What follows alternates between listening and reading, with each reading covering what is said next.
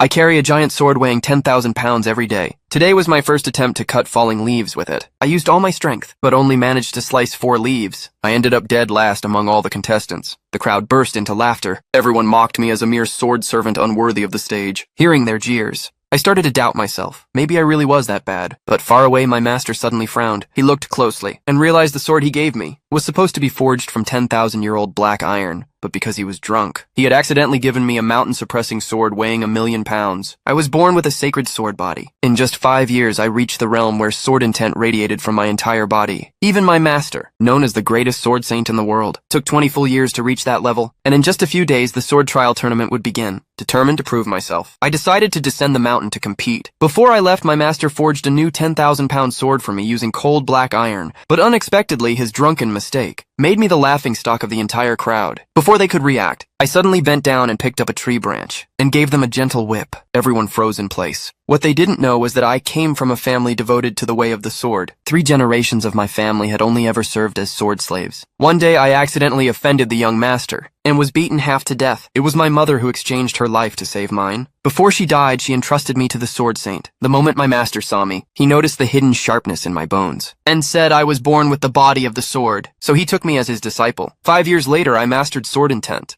and descended the mountain determined to rescue my imprisoned mother. Before I left, my master handed me the 1,000-pound sword and reminded me never to put it down when eating, sleeping, or bathing. After saying goodbye to my master, I arrived at the sword hall where my mother was held. In the courtyard, I saw a testing ground and couldn't wait to test my wooden sword. But just then, my mother was being forcefully drained of sword energy by the young master. By the time I arrived, I found out she had been tortured dozens of times a day. Seeing me return, the young master immediately summoned his men to attack, but they were no match for me. Knowing he couldn't win, he challenged me to a formal duel in the arena, saying if I won, he would release my mother. The duel began the next day. The first round tested speed and precision. Many contestants took the stage, each slashing countless leaves with a single strike, earning thunderous applause. When it was my turn, I swung with all my might, but only knocked down 4 leaves. Waves of laughter and mockery followed. I ranked last in the first round. The second round began. The elder pointed to the sky. 9 sword spirits appeared out of thin air. Whoever lasted the longest under them would be crowned the winner. But the clan leader had lost all faith in me and planned to disqualify me. I stepped onto the stage without hesitation. But because of my heavy sword, I was no match for the 9 sword spirits and fell to the bottom again. Then came the final round. Suddenly, the opponent's clan leader interrupted the elder, declaring his son would defend the stage, and all others must challenge him. This move infuriated everyone present. My senior brother struck first, but was knocked back with 1 palm. Then the eldest lady stepped up, as her sword intent burst forth. Everyone realized she had awakened sword intent, but the opponent remained unfazed. He had already awakened a second sword intent. Under double sword intent, the eldest